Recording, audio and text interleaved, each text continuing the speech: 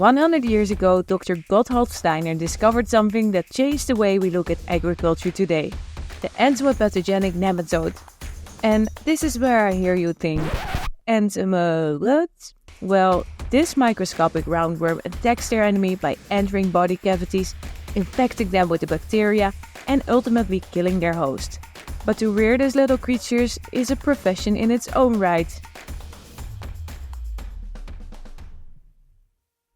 So at Convertirnos we always try to partner with nature. We always try to find the solutions in the nature itself by developing nematodes as a biological control agent.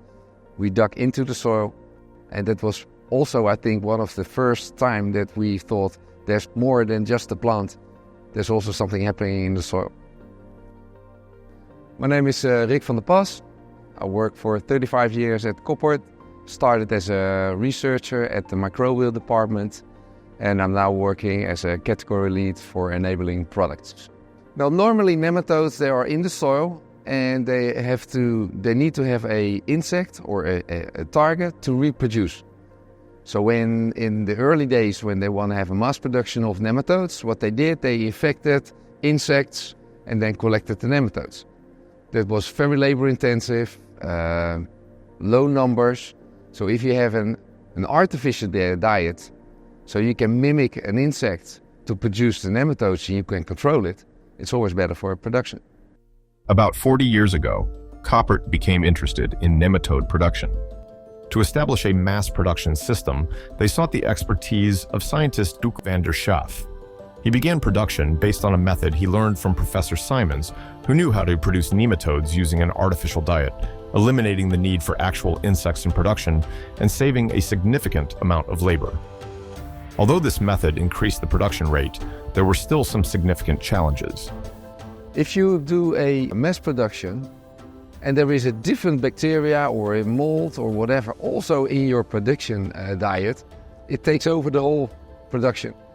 We had a lot of failures at the time, and due to the failures there was a pause in between the production. However, Koppert never gives up easily. The research department collaborated with the University of Applied Sciences in Friesland and worked with scientists Paula Westerman and Kirsten Jung. The new approach involved breeding nematodes with a single beneficial bacterium in a completely sterile environment based on the knowledge shared by the two scientists. Yeah, it looked better, but still we were thinking if this is the way to upscale the production, we need higher numbers. The numbers that you can get from a solid state fermentation are not that bad. They're better than producing on insects. And you needed a huge space to get good numbers. And it was a lot of labor intensive. So we were looking for different manners to produce nematodes. And one of them is liquid state fermentation. And that can give you a real boost in production and in numbers.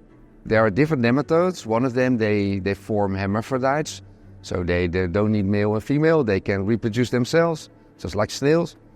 But some need males and females. Now you put them in a vessel or you shake them, and they have to find each other. So that was a real challenge. How hard do we need to stir? How many air do we need to use for aeration? So that was a lot of trial and error. The first start was only about 50 milliliters. Then we transferred that to a 10-liter fermenter. And then we changed to 100 liter. From the 100 we went to 200, 400, and then we ended up with the gin vessel. And that was a couple of thousands. And for us that was a major breakthrough. That was the start of everything. The production now is at such a level that we can produce large scale and we can apply large amount of nematodes to control insect pests. Now we can control pests in the soil that normally could not be controlled. We now can even control some pests that are on leaves that could not be controlled anymore. It definitely was a game changer. Game changers they are indeed, as we keep discovering more uses for these small natural helpers, from indoor to outdoor and from soil to foliar. As we'll discuss in the next episode, the possibilities seem endless. If the myself of 2002 would be told where we would be today, I would have been really surprised, because first nematodes were developed for protected crops, greenhouse crop for scarabid flies and mushroom industry.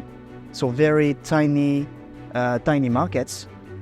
Nowadays we are developing them in many markets, and the reason is they are very versatile in terms of targets.